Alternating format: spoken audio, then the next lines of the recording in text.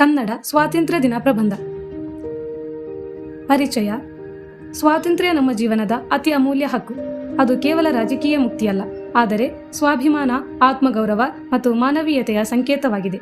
ಪ್ರತಿ ವರ್ಷ ಆಗಸ್ಟ್ 15ರಂದು ನಾವು ಈ ಅಮೂಲ್ಯ ಸ್ವಾತಂತ್ರ್ಯವನ್ನು ನೆನೆದು ಅದರ ಮೌಲ್ಯವನ್ನು ಅರಿತು ಭವಿಷ್ಯದ ಕನಸುಗಳನ್ನು ಕಟ್ಟಿಕೊಳ್ಳುತ್ತೇವೆ. 1947ರ ಆಗಸ್ಟ್ 15ರಂದು ಭಾರತವು ಬ್ರಿಟಿಷರ ದೀರ್ಘಕಾಲದ ಆಡಳಿತದಿಂದ ಮುಕ್ತಿಯಾಯಿತು. ಈ ದಿನವು ನಮ್ಮ ದೇಶದ ಇತಿಹಾಸದಲ್ಲಿ ಚಿರಸ್ಮರಣೀಯವಾದ ಘಳಿಗೆ.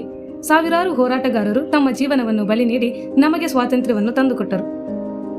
ಮಹಾತ್ಮ ಗಾಂಧೀಜಿ, ಭಗತ್ ಸಿಂಗ್, ಸುಭಾಷ್ ಚಂದ್ರ ಬೋಸ್, ಜವಾಹರಲಾಲ್ ನೆಹರು ಸೇರಿದಂತೆ ಅನೇಕ ನಾಯಕರ ತ್ಯಾಗದಿಂದ ಇಂದು ನಾವು ಸ್ವತಂತ್ರ ಭಾರತದಲ್ಲಿ ಬದುಕುತ್ತಿದ್ದೇವೆ. ಅವರ ಧೈರ್ಯ, ಶ್ರಮ ಮತ್ತು ಅಹಿಂಸಾ ಹೋರಾಟವು ಜಗತ್ತಿಗೆ ಮಾದರಿಯಾಯಿತು. ಸ್ವಾತಂತ್ರ್ಯ ದಿನವನ್ನು ಪ್ರತಿ ವರ್ಷ ಧ್ವಜಾರೋಹಣ, ರಾಷ್ಟ್ರಗೀತೆ ಮತ್ತು ಸಾಂಸ್ಕೃತಿಕ ಕಾರ್ಯಕ್ರಮಗಳ ಮೂಲಕ ಆಚರಿಸಲಾಗುತ್ತದೆ. ಇದು ದೇಶಭಕ್ತಿಯನ್ನು ಬಲಪಡಿಸುವುದಲ್ಲದೆ ಯುವ ಪೀಳಿಗೆಗೆ ದೇಶ ಸೇವೆಯ ಪ್ರೇರಣೆಯನ್ನು ನೀಡುತ್ತದೆ. ಭವಿಷ್ಯದಲ್ಲಿ ಭಾರತದ ಅಭಿವೃದ್ಧಿಗೆ ತಂತ್ರಜ್ಞಾನ, ಶಿಕ್ಷಣ, ಪರಿಸರ ಸಂರಕ್ಷಣೆ, ಗ್ರಾಮೀಣಾಭಿವೃದ್ಧಿ ಮತ್ತು ಉದ್ಯೋಗಾವಕಾಶಗಳ ಮೇಲೆ ಹೆಚ್ಚಿನ ಒತ್ತು ನೀಡಬೇಕು. ಯುವಕರ ಪರಿಶ್ರಮ, ಸೃಜನಶೀಲತೆ ಮತ್ತು ಏಕತೆ ನಮ್ಮ ದೇಶವನ್ನು ವಿಶ್ವದ ಅಗ್ರಗಣ್ಯ ರಾಷ್ಟ್ರವನ್ನಾಗಿ ಮಾಡಬಲ್ಲದು. ಸ್ವಾತಂತ್ರ್ಯವನ್ನು ಕಾಪಾಡಿ ಅದನ್ನು ಮುಂದಿನ ಪೀಳಿಗೆಗೆ ಹಸ್ತಾಂತರಿಸುವುದು ನಮ್ಮೆಲ್ಲರ ಕರ್ತವ್ಯ. ಏಕತೆ, ಪರಿಶ್ರಮ ಮತ್ತು ಸತ್ಯನಿಷ್ಠೆಯಿಂದ ನಾವು ಭಾರತವನ್ನು ಪ್ರಗತಿಯ ಪಥದಲ್ಲಿ ಸಾಗಿಸಬಹುದು. ಸಮಾಪನ.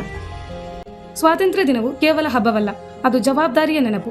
ನಾವು ಪಡೆದ ಸ್ವಾತಂತ್ರ್ಯವನ್ನು ಕಾಪಾಡುವುದು, ದೇಶದ ಅಭಿವೃದ್ಧಿಗೆ ಶ್ರಮಿಸುವುದು ಮತ್ತು ಭವಿಷ್ಯದ ಪೀಳಿಗೆಗೆ ಶ್ರೇಷ್ಠ ಭಾರತವನ್ನು ನೀಡುವುದು ನಮ್ಮೆಲ್ಲರ ಗುರಿಯಾಗಬೇಕು. Thank you for watching. Like and share. Subscribe our channel.